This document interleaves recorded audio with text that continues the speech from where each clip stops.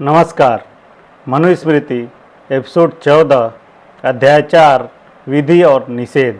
स्नातक द्विज, अमावस्या, अष्टमी, पूर्णिमा और चतुर्दशी के दिन ऋतु हो तो भी स्त्री सहवास न करें। भोजन करने के बाद रोगी शरीर में और आधी रात को स्नान नहीं करना चाहिए। बहुत कपड़े पहनकर और बिना जाने तालाब आदि में स्नान नहीं करना चाहिए।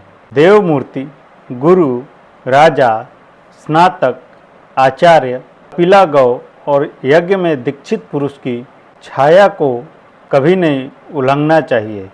दोपहर, आधी रात, श्राद्ध में मांस आदि भोजन करके प्रातः संध्या और सायं संध्या के समय और चौराहे में अधिक समय नहीं रहना चाहिए। उबटन, स्नान से बचा जल, विष्ठा, मूत्र, रुधिर, खखार, थूक और वमन इनको जानकर छूना नहीं चाहिए। शत्रु का मददगार, अधर्मी, चोर और पर स्त्री इनके साथ नहीं रहना चाहिए। इस संसार में मनुष्य के आयु का नाश करने वाला जैसा पर स्त्री सहवास है वैसा दूसरा कोई पदार्थ नहीं है। जो पुरुष अपना भला चाहे उसको छत्री, सांप और वेदज्ञ ब्राह्मण यदि दुर्बल हो तो भी इनका अपमान नहीं करना चाहिए। ये तीनों अपमानित होकर पुरुष का नाश कर देते हैं, इसलिए बुद्धिमान को इनका अपमान कभी नहीं करना चाहिए। पूर्वजों की संपत्ति नहीं है या कोई उपार्जन की रीति सफल नहीं हुई, इन सब बातों के होते भी पुरुष को अपना अपमान अर्थात मैं अभागा हूँ, किसी लायक नहीं हूँ इत्यादि कहकर अपना अपमान नहीं करना चाहिए, अपितु सर्वदा युद्ध करते रहना चाहिए और लक्ष्मी को दुर्लभ नहीं मानना चाहिए। सत्य वचन बोलना चाहिए और प्रिय लगने वाला सत्य मीठे वाणी से बोलना चाहिए।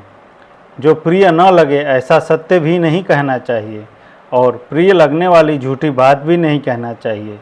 यह सनातन काल से चला आ रहा धर्म है। जहाँ अभद्र हो वहाँ भी भद्र शब्द से ही बोलना चाहिए। सबसे मिलकर अच्छे हो, कुशल है इत्यादि बोलना चाहिए। व्यर्थ झगड़ा किसी से नहीं करना चाहिए। बहुत सवेरे, बहुत शाम को और दोपहर में अकेले कहीं नहीं जाना चाहिए। अनजाने मनुष्य के साथ अकेले और कुकर्मी और पापी के साथ कहीं नहीं जाना चाहिए। काना, लूला, अधिक अंग वाला इत्यादि, विद्याहीन, अपने से अधिक उम्र वाला, कुरूप, निर्धन और हीन जाति वाले को भी कभी कुवाच्य, काना, मूर्ख, कमीना आदि नहीं कहना चाहिए। ब्राह्मण को झूठे मुख से या अपवित्र दशा में गौ, ब्राह्मण और अग्नि को नहीं छूना चाहिए और शरीर निरोग होने पर अपवित्र दशा में आकाश में सूर्य, चंद्र आदि नहीं देखना चाहिए।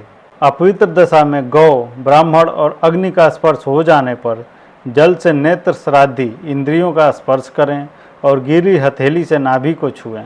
स्वस्थ व्यक्ति को अकारण अपनी इंद्रियों को नहीं छूना चाहिए और गुप्तांगों के रोम भी न छुएं। सदा मंगल वस्तुओं का सेवन, मन को अपने वश में रखना, गायत्री आदि का जप और हवन सदा करना चाहिए। मंगलाचार करने वाला, जप हवन करने वाला जितेंद्रिय मनुष्य इस लोक और परलोक में सुख पाता है। द्विज को सावधान होकर रोज वेद पाठ करना चाहिए, यह मुख्य धर्म है। अन्य सभी गौण धर्म हैं। वेदाभ्यास, पवित्रता, जप और प्राणियों से प्रीति करने से मनुष्य को अपने पूर्व जन्म का स्मरण होता है। द्विज पूर्व जन्म की जाति को स्मरण करता हुआ वेद का स्वाध्याय किया करता है और वेदाभ्यास से अक्षय सुख पाता है। द्विज को पर्व दिनों में और नित्य भी शांति होम आदि करना चाहिए।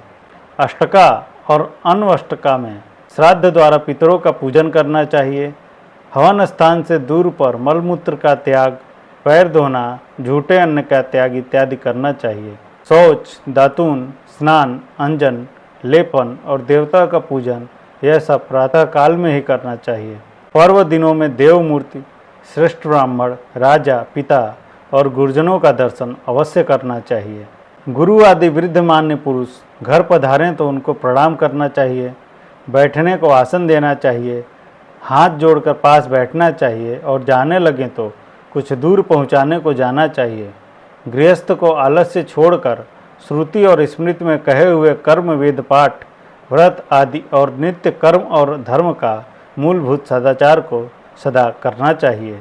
सदाचार के पालन से दीर्घ आयु, मनचाही संतान और अक्षय धन मिलता है और आचार से ही कुलछड़ों का विनाश होता है। दुराचारी पुरुष की निंदा संसार में होती है, वह सदा दुख पाता है, रोगी रहता है और कम उम्र पाता है। जो पुरुष दूसरे शुभ लक्षणों से रहित भी हो पर सदाचार में लगा रहता हो, शास्त्र में भक्ति रखता हो, ईर्ष्या रहित हो, तो उसकी उम्र 100 वर्ष की होती है। संसार में जो काम दूसरे के अधीन हो उसको यत्न से छोड़ देना चाहिए और जो काम अपने से करने वाले हों उनको यत्न से करना चाहिए। जो पराधीन विषय हैं उन सभी में दुख और जो स्वाधीन है उसमें सुख होता है। यही सुख दुख का संक्षेप में लक्षण है। जिस कर्म के करने से पुरुष की आत्मा सुख संतोष पाए उसी कर्म को यत्न से करना चाहिए और जिसको करने से मन को दुख पहुँचे वह काम छोड़ देना चाहिए। यज्ञोपवीत देने वाला आचार्य, वेद व्याख्या करने वाला, पिता, माता, गुरु, गौ और सभी प्रकार के तपस्वियों के चित्त दुखाने वाला कोई काम नहीं करना चाहिए। स्वर्ग ईश्वर आदि को न मानने वाली नास्तिक बुद्धि, वेद निंदा, देवताओं की निंदा, द्वेष, दंभ, अभिमान, क्रोध और क्रूरता को छोड़ देना चाहिए। क्रोध में फिर किसी को मारने के लिए लकड़ी नहीं उठाना चाहिए। शत्रु और शिष्य के सिवा दूसरे को भी लकड़ी से नहीं मारना चाहिए, परंतु शिक्षा के लिए पुत्र और शिष्य दोनों को मारना उचित है। गृहस्थ यदि ब्राह्मण को मारने की इच्छा से लकड़ी उठाए तो 100 वर्ष ताम्रस्य नरक को भोगता है। यदि ब्राह्मण को क्रोधवश तिनके से भी जानकर मारे तो 21 जन्म तक पाप योनि में जन्म लेना पड़ता है। जो पुरुष ब्राह्मण को भूल से भी मारता है और ब्राह्मण के शरीर से रुधिर निकालता है तो वह अपनी भूल से भी मारने के बाद अत्यधिक दुख पाता है। ब्राह्मण के शरीर का रुधिर भूमि में जितने रजकड़ों पर फैलता है उतने वर्ष तक उस मनुष्य को परलोक में रुधिर निकालने वाले जीव काट काट कर दुख कर देते हैं। इसलिए बुद्धिमान पुरुष को कभी भी द्विज के सामने लकड़ी नहीं उठानी चाहिए, उसको तिनके से भी नहीं मारना चाहिए, उसके शरीर में रुधिर नहीं निकालना चाहिए।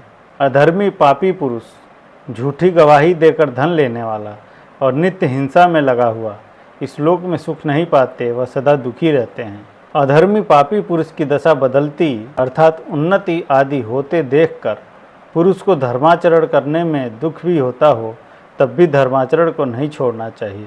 धर्म में ही संलग्न रहना चाहिए। जैसे भूमि में बीज बोने पर वह तत्काल फल नहीं दे सकता, वैसे ही अधर्म का फल भी तुरंत नहीं मिलता, किंतु धीरे धीरे फैलता हुआ अधर्म करने वाले की जड़ काट देता है।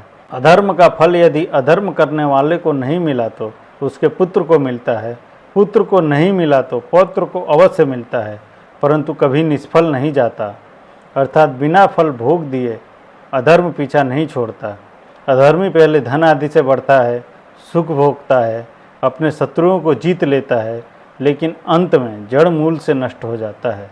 सदैव सत्य, धर्म और सदाचार में लगा रहना चाहिए। जीभ, हाथ और पेट को नियम में रखकर पुत्र, स्त्री आदि को शिक्षा देनी चाहिए। जो धर्म से रहित हो ऐसे अर्थ काम को छोड़ देना चाहिए। परिणाम में दुख देने वाला धर्म भी नहीं करना चाहिए और जिस धर्म के आचरण से लोक में निंदा हो वह धर्म भी नहीं करना चाहिए। पुरुष को हाथ, पैर और आँखों की चंचलता नहीं करनी चाहिए।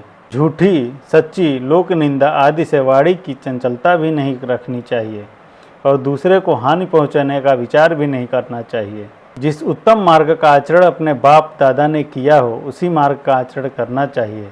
इस प्रकार के आचरण से पुरुष अधर्म से नष्ट नहीं होता।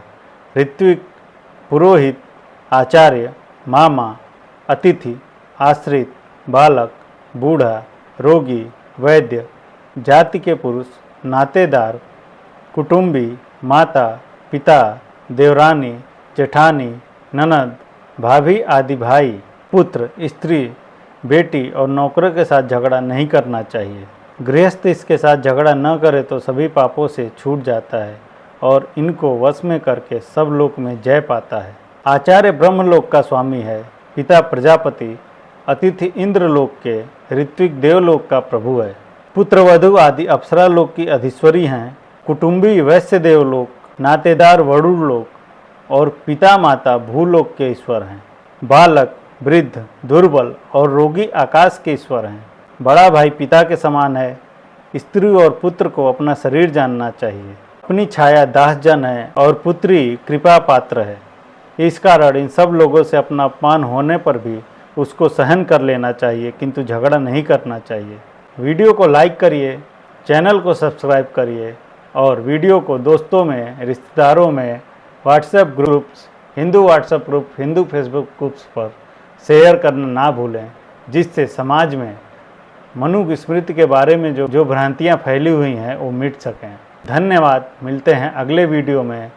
जय हिंद, जय श्री कृष्णा।